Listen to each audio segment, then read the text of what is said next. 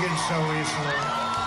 We want to do it just like last time, but let's give me a little bit more margin than that, if you don't mind. We're going to beat this virus. We're going to get it under control.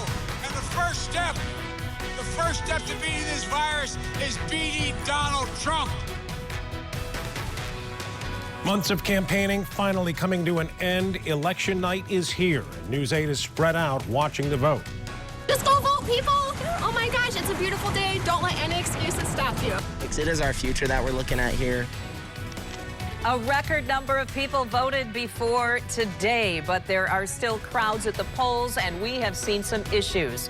Voting machine problems, some workers not showing up. Tonight, the scramble to make sure that every vote gets counted. Our team has been planning this for weeks. We're spread out across the state, ready to bring you the most comprehensive coverage in West Michigan. Election Night 2020 on Wood TV 8 starts now. This is News 8 from Wood TV. Election Day 2020 live from your local election headquarters. Well, the campaign that seemed like it might never end has finally reached a culmination. Polls close in just 3 hours. Thank you for joining us tonight, everyone. I'm Susan Shaw. And I'm Brian Sterling. Let's get right to our reporters out in the field. We want to begin with News 8's Donovan Long, live with a look at some of the turnout numbers in Grand Rapids. Donovan?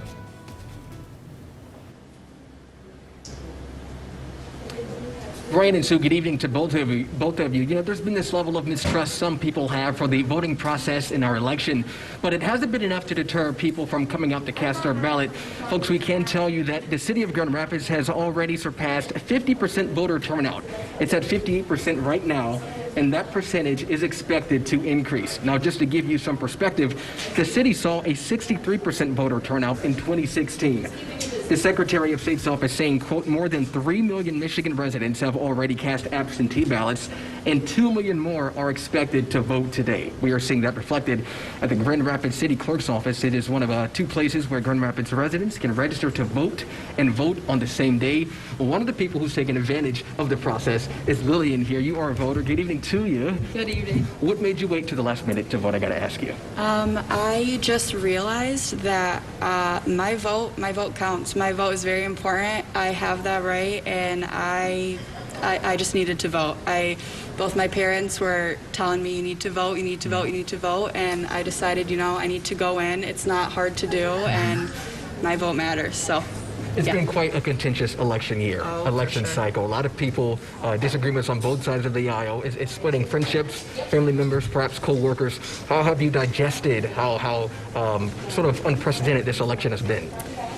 I like to keep a lot of things to myself, but I also like to let people know that, you know, you just vote for someone who's gonna keep the peace and keep everyone kind and everyone, like, just keep the world peaceful, keep America peaceful and keep everything smooth, and just everyone's lives are just so important, and so I think that just need to be kind, and it's hard to process, I mean, for sure, and yeah. Last question for you. Somebody's at home right now saying they're on the fence about voting. They have until 8 p.m. tonight to cast their ballot. What do you say to get those folks energized about coming to the polls tonight? Just come on, vote. You can do it. You can do it. Find a way, ride your bike, walk, take the bus, take your car. You know, you gotta vote. You can vote. It's your right, and just go ahead, do it. Awesome. Thank you so much, Lillian. I appreciate it. Thank you. And there you have it, folks. Again, we are at the Grand Rapids City Clerk's office. You do have a little bit of a line here, people coming to register same day and to vote, and are continuing to vote and let their voice be heard. You can still do that until 8 o'clock tonight. Brian and Sue? Okay, Donovan, thank you. Good perspective there, and anecdotally, a lot of people turning out today for the first time to vote. Inspired by this election, for sure. A lot of people are. Now to News 8's Joe LaFurgey. He's talking with voters dropping off their ballots at the drop box near Calder Plaza in Grand Rapids. Joe? Hey, Sue, Brian, real quick, a couple of numbers coming out of Kent County early on. Now, these are from the mid-morning, so they obviously have changed quite a bit, but as of mid-morning, turnout here in Kent County, countywide, about 41%. Again, those are mid-morning numbers, so give those some time. They've got to be up by now. One exception to the rule, though, that they're hearing over the Kent County Clerk's office is over in East Grand Rapids. There, they're tracking an 85% voter turnout. Obviously a very healthy turnout for that community.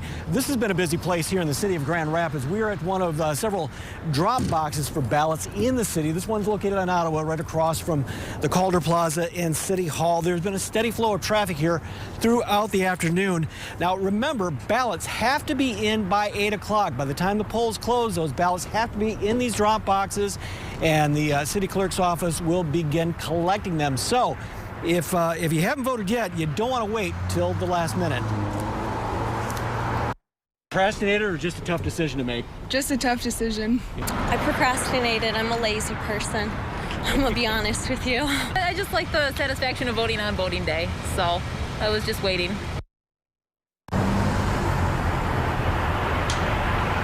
And again, these drop boxes are located here in the city as well as the out county, the villages, the townships, the cities, suburbs of Grand Rapids. If you want to find out where your absentee ballot drop box is, we have a list at woodtv.com. Live in Grand Rapids, Joel Lafergie, News 8. That's good, yeah. At least in Grand Rapids, a lot of good communication way ahead of time before the election today, just making sure everybody knew how to do it. A lot of organization, yes, absolutely. Joe, thank you for the live report. We want to continue our team coverage. News 8's Luke Laster. He is in News 8's Results Central to tell us about some hiccups that our crews have investigated at some of the polling locations today. We certainly knew there'd be some. Luke, what do you have? We've seen a number of different issues in West Michigan, whether it was poll workers not showing up or technical difficulties. Those technical issues means workers have to match 3 numbers by hand: the voter number on e-poll book, the number on their application, and the number on their ballot. In Kent County, the Oakfield Township Clerk tells us their e-poll book system went down as the polls opened at precincts 1, 2, and 3. Voters were still able to cast their ballots, but they must be counted separately when the polls close tonight. Adams Park Apartments, Ward 3, Precinct 75. Polling officials here tell us election workers trained on the e-poll book system never showed up this morning, and workers had to manually enter the driver's licenses of voters to cross-reference them. All ballots cast before the issue was corrected will be electronically tabulated later. And at North Park School, Ward 2, Precinct 41, this tabulator went down as the polls opened. Staff from the city of Grand Rapids arrived quickly to try to work on it by installing a new memory card unsuccessfully. Ballots were still cast but had to be placed in an auxiliary bin. Now, if you see any problems at your polling location, we want to know about it. You can email us at the address on your screen or call 1-800-8-WOOD-TV. Back to you. All right, Luke Laster, thank you. Now we want to take you out to a precinct in Kentwood that was a near split. A 50-50 split in 2016. And News 8's Emily Leonard live in Kentwood talking with voters out there. This is one to watch, Em. This has been an interesting place to be all day, Brian. You can see behind me, this is the first line we've seen all day, too. It's really been smooth sailing, just steady traffic all day today. Now we see a little bit of a line here at Princeton Christian Reformed Church. Now, the reason we are here and the reason we have been here all day, take a look at these numbers from 2016. President Donald Trump won this precinct by 1 vote in 2016 for the people who came out and voted in this precinct. So today we were talking to people about what was on their head and their heart when they were voting today, the issues, and we talked to several people who were voting for the very first time. I was able to vote in the 2016 election. I had just turned 18, so I just didn't know how to do it, go about it, so I chose not to. I was just kind of like, I didn't know what to do. So this election, now that I'm informed and I want to see change in this country and get involved. I think once the election's done, when things can get back to normal and things like that, I think it's going to get back to normal. I voted for what I thought was best for our country at this point. I voted for rights for everybody. I want to see a better country than what we've experienced the last 4 years, so I voted for my conscience and for everybody that doesn't have a voice right now. I always ask people the same question. Are you better off today, or were you better off 4, 5, 6 years ago? I think we're all moving forward very, very well. And really, that is the big question. How are people feeling about the answer to that question? How are they doing today as opposed to how they were doing 4, 5, 6 years ago? And we have a lot more answers to that question from people that we spoke with today here at Princeton Christian Reformed Church, and we will bring that to you tonight at 6 o'clock. For now, back to you guys. Emily, thank you. In the last presidential election, an Ottawa County township voted Republican in a landslide, giving President Trump some of the heaviest support he saw in the state. To this day, it's still a tough task to find Democratic backing in that area. And News 8's John Dommel asked voters in Jamestown Township for a first-term performance review of the president. In 2016, Jamestown Township went 85% red. But now, 4 years later, on E-Day 2020, we're here to check in with voters to see if they've changed their minds on the sitting president. If you're comfortable telling me, who did you vote for? Can I say that? Yeah, you can if you want to, if you're comfortable with it. Donald Trump. We voted for President Trump. Yeah. I voted Trump. I voted straight Republican. And why? Lesser of two evils. I just believe in what the Republican Party stands for. I'm not voting personalities. Do you believe the election's secure? No. Makes me a little nervous. That's why I came to vote here. I just figured put it in right here on the day of election. So I feel very confident voting here in the way it's being handled. And what will it take for you to accept, if it comes to it, a Biden presidency? I mean, it's up to the vote. Not a lot else we can really do about it other than try to do our part as citizens and vote for who we think we need to have as president. And as the night goes on, be sure to stay with us as we bring you the full results of the presidential election. Reporting in Jamestown Township, John Dommel, News 8. Well, we will be keeping a close eye on Ottawa County tonight. That's right. News 8's Lindsay McComal is live out in Allendale, continuing our team coverage tonight. Lindsay, that's kind of a unique setup out there at multiple precincts. Good evening, Brian and Sue. We are at Lifestream Church here in Allendale Township. This is where Allendale comes to vote. And as of 4 o'clock, so a little over an hour ago, 3,200 people came through this polling location. And as you can see behind me, that number has certainly gone up in the time that we have been here.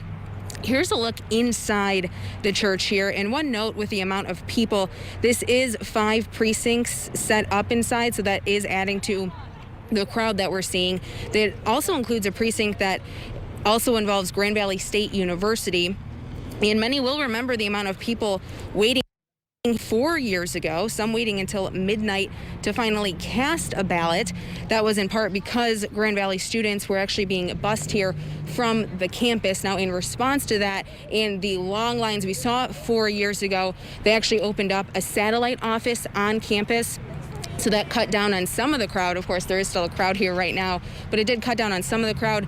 The university did tell us this afternoon that so far 400 Grand Valley students had voted absentee through that satellite office. One other big note in terms of countywide for Ottawa County, before the polls even opened up this morning, 86,800 people had already turned in their absentee ballot, and that was prior to the lines that we're seeing here. So it'll be very interesting to see how the overall turnout stacks up once we have that when the polls close in a few hours. We'll, of course, stay here and bring you the very latest as this continues to unfold. Back to you. Lindsay, thank you. Let's go live now to Ken Kolker. He's watching the polls tonight in Paw Paw, where they've seen some long wait times, Ken. Yeah, we're in Paw Paw Township in Van Buren County, and this line started forming at 4:30 this morning, according to the clerk, and it's wrapped all the way around this parking lot, behind and all the way behind the building. Now, we've talked to folks who've gone through this line who say it's taking them 2 hours to get in to vote. Now, when talking to the township clerk, she gave several reasons why this might be happening. She said it's the best turnout they've had here since she started working in 2006, but it's also because of COVID restrictions that have slowed them down. And also, she says, a number of people have refused to wear masks once they get inside, so they've had to actually separate them and have them vote elsewhere in the building. Now, she also tells us that no matter how many people are in this line at 8 o'clock tonight, come 8 o'clock, anyone in this line will still be able to vote. as long as they're in this line, they'll be able to vote no matter how long that takes. Live in Pawpaw, back to you. Right. The lines are long in some locations. Well, our team coverage is far from over tonight. Here's a look at what's ahead of us. NBC News will carry coverage of the big races across the United States. We do have West Michigan covered on WXSP, of course. We'll have live coverage throughout the night once the polls close at 8 o'clock. That will simulcast on woodtv.com and on our Facebook page.